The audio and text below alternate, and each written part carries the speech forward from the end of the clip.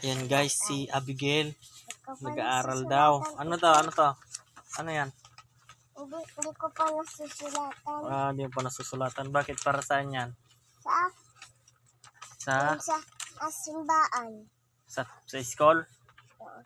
School sa simbahan? Ano ba yan? Ito din, nasulatan ko na. Anong letter to? E. E? A. A? Ito, anong letter to? Natuturuan lang ako ni Madam lang. Ay, natuturuan lang. Ito. Ano yan? Number. Kaya ko na magsulat. Bilangin mo nga. 1, 1. 10, 15, 30, 25, 90. 90. Babay ka na. Babay ka na. Dilo, bye-bye.